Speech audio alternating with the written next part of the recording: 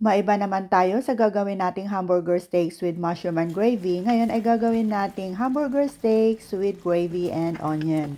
Napakasarap po nito at napakadali lang din gawin. So, unang-una ay meron tayong 500 grams of minced beef dito. Ayan, pag-iwahiwalayin muna natin yung namumuo.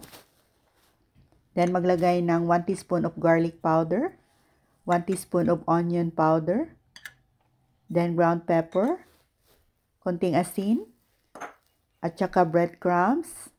Para maging moist po itong gagawin nating patties, nilagyan natin ng konting milk, konting Worcestershire sauce, at saka isang egg. So, paghalo-haluin lang natin to.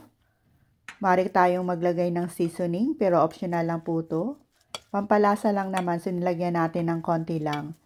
So, ipagpatuloy lang po ang paghalo, and then i-shape natin into patties. So, itong molder po ng sunny side up egg, ito po yung ginamit ko para mas madali po ang pag-shape.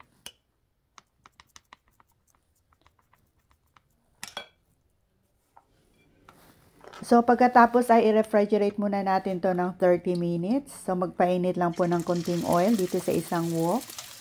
And then, i-fry lang natin itong ating patties. In total, nakagawa po pala tayo ng about 8 pieces of patties. Ayan po, sulutuin lang natin. Baliktarin hanggat sa maging mag-golden brown na po. Lutuin lang natin to in a low medium heat para hindi naman po masunog itong ating mga patties. At pagkatapos ay hanguin muna at isang tabi.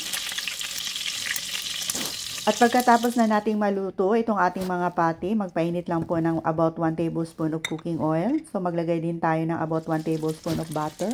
At pag nag-melt na po itong butter, saka naman natin idagdag itong ating sliced onion.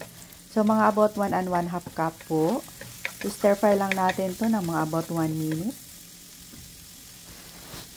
So, maglalagay tayo ng all-purpose flour, mga about 2 tablespoons. So, paghalo-haluin lang natin. At pagkatapos ay ibuhos na natin itong naitunaw natin na beef cube, mga 1 and 1/2 cup po.